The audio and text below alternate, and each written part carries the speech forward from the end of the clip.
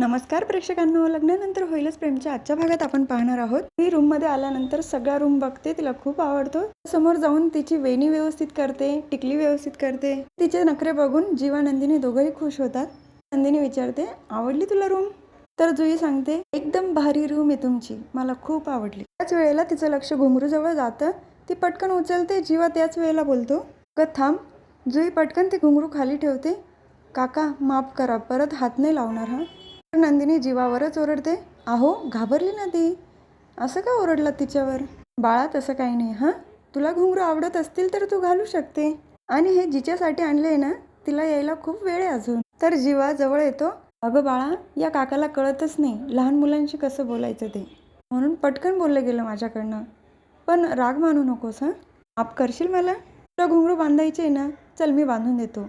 जीवा स्वतःच्या हाताने जुईच्या पायात घुंगरू बांधून देतो. बोल, तुला कोणतं गाणं आवडतं? मी लगेच लावतो, तू नाचून दाखव आम्हाला.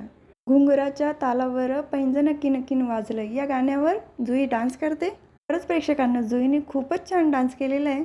नंतर जीवा नंदिनी पण तिचं खूप कौतुक करतात. तेव्हा नंदिनी सांगते, तर एवढा छान डान्स केलाय तू, तुझं तोंड तर गोड करायला हवं. थांब, मी नारळाची बर्फी घेऊन आली. नंदिनी खाली जाते तेव्हा जीवा तिचे घुंगरू काढून देतो. नंदिनी बर्फी घेऊन आल्यानंतर जुईच्या हातात देते खाण्यासाठी आणि तिला विचारते, तुला घुंगरू बांधायला आवडतात ना? थांब, मी एक आयडिया करते. तुला सांगतो, बाबा मज्जा आहे एका मुलीची, नवीन नवीन आयडिया केल्या जात आहे तिच्यासाठी. नंदिनी एका काळ्या धाग्यामध्ये घुंगरू टाकून जुईच्या पायाला बांधून देते. धागा तुझ्या पायात असला ना तर तुला कोणाची दृष्टी नाही लागणार. आणि तुला घुंगरू बांधायला आवडतात ना, म्हणून एक घुंगरू पण टाकला मी त्यामध्ये. तर जुई खूप इमोशनल झालेली असते आणि पटकन नंदिनीला मिठी मारते. अगं वेडाबाई, काय झालं रडायला? तर जुई सांगते, मी पण जेव्हा मुंबईला आली ना तेव्हा माझ्या आईने माझ्या पायात असंच धागा बांधून दिला, पण या मुंबईच्या गर्दीमध्ये तो कुठं सुटून पडला मला कळलंच नाही. आणि आत्ता जेव्हा तू धागा बांधून दिला ना, असं वाटलं की आईनेच बांधलाय. नंदिनी सांगते, बरं ठीक आहे, आता रडू नको हां. तिचे डोळे पुसून देते. तेव्हा जीवा सांगतो, रडायचं नाही हां, नाही तर या नकट्या मुलीला मीच किडनॅप करेल. तर तू आता बस आणि ही बर्फी खा. तू विचारते, उद्याच्या प्लॅनबद्दल काही बोलत नाही तुम्ही? तेव्हा जीवा सांगतो, हो ठीक आहे सांगतो मी. त्यांनी सांगितलं दोघींना, पण ते काय आपल्याला ऐकवलं नाही. पार्थ काव्याला त्याच्या रूममध्ये घेऊन येतो आणि डोळ्याला पट्टी बांधलेली असते काव्याच्या. हो पार्थ, काय चाललंय? आपण आत्ताच रुटीन चेकअप करून आलो आहे ना, मी दमली आहे, मला आराम करायचा आहे. तर पार्थ काव्याला विचारतो, मी किती बोटं केलेले आहे सांगा बरं. तेव्हा काव्य अंदाजाने 4 सांगते. पार्थ तिला म्हणतो, तुम्ही चिटिंग करता हां, दिसतंय ना तुम्हाला? काव्या म्हणते, अहो मला काहीच नाही दिसत आहे, मी अंदाज लावला फक्त. तर पार्थ काव्याच्या डोळ्यावरची पट्टी काढतो. समोर एका भिंतीला छान बाळाचा फोटो असतो आणि त्याच्या हातामध्ये आयचं पुस्तक पण असतं. फोटो बघून काव्य तर खूप खुश होते, खूप छान आहे. आणि हे काय पण? तर पार्थ काव्याला सांगतो, डोळ्यासमोर असावी आईपणाची आस, स्वप्नांचा ध्यास, म्हणूनच केलाय हा अट्टाहास. तर काव्या सांगते, अरे वा, बाबा तर कविता करायला लागले, आपली मुलगी खूप लकी असणार आहे हां. तेव्हा पार्थ सांगतो, मुलगी चालेल मला, पण मला मुलगा हवा आहे. मुलगी असली तर ती कशी तुमच्यासारखी क्यूट असणार ना, ज्युनियर काव्या. मग मला प्रश्न पडेल, मी जास्त प्रेम कोणावर करायचं? काव्या सांगते, ज्युनियर काव्यावर. आणि मुलगा झाला तर चांगले 2 धपाटे मारेल. काव्या पार्थवर चिडते, हां गप्प बसा, जर का माझ्या मुलाला धपाटे मारले. पार्थ हसूनच बोलतं, तुमचा स्वभाव बघता माझ्यापेक्षा जास्त तुम्हीच धुपटाल त्याला. मला तर आत्ताच चित्र दिसतंय, तुम्ही त्याच्या मागे मारण्यासाठी धावाल, तो माझ्या मागे लपेल आणि त्याच्या वाटीचा मारही मीच खाईल आणि माझ्या वाटीचा पण मीच. काव्या सांगते, काय हो पार्थ, काही पण. तर दुसऱ्या दिवशी सकाळी पार्थ मानिनी काकूंना आवाज देत असतो, आई लवकर आण, भूक लागली आहे. मिथून काका एक कोडं विचारतात पार्थला, लग्नानंतर वाजत गाजत निघणारी मिरवणूक. पार्थ सांगतो, वरात. मिथून काका सांगतात, मला माहिती आहे रे, पण आडवा शब्द सांग, क पासून आला पाहिजे. कन्या आणि मुलगी या 2 नावांना अजून दुसरा शब्द काय? एवढ्यात तिथे जुई येते. य आलं तर तनया आणि ज आलं तर तनुजा, दोघींचा अर्थ कन्याच आहे ना.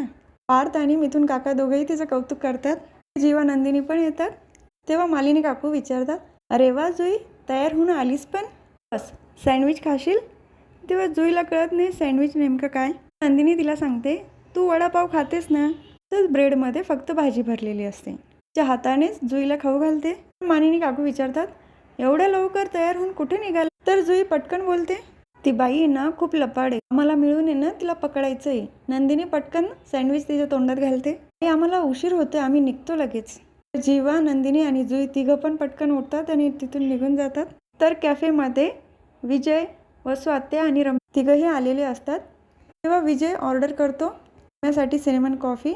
तर वसू आत्या सांगतात, त्यापासून बघते रम्याची सगळी छोटी मोठी आवड सगळी लक्षात ठेवलेली आहे. विजय सांगतो, मी पण तुमच्या घरी आल्यापासून बघतोय तुमच्या घरात तुम्हाला काहीच मान नाही आहे. पण तुम्हाला जर असं वाटत असेल की तो मान तुमचा तुम्हाला परत मिळाला पाहिजे, तर मी जो प्लॅन सांगतो त्यानुसार तुम्हाला ऐकावं लागेल.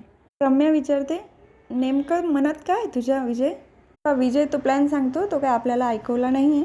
तर वसू आत्या म्हणतात, अरे पण मग असं कसं करू शकतो आपण? त्यांना डाऊट येईल. विजय सांगतो, येऊ द्या ना, डाऊट आला तर येऊ द्या, आपल्याला काय करायचं आहे. केल्यानंतर त्यांचे हात दगडाखाली जातील, काहीच करू शकणार नाही ते. पुढे ऐकून तर घ्या, मी अजून काही सांगतो.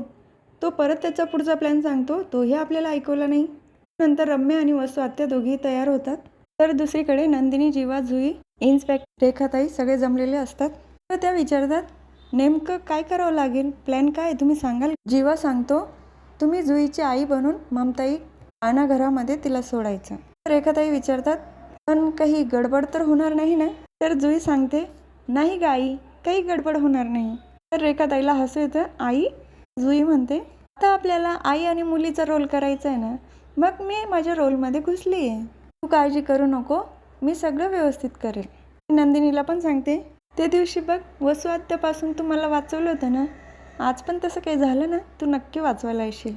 आणि हां, तुझ्यासारख्या अशा गोड आई मिळवण्यासाठी ना बाळांची धक्काबुक्की चालू असते. तेव्हा नंदिनी लाडानेच जुईच्या तोंडावरून हात फिरवते.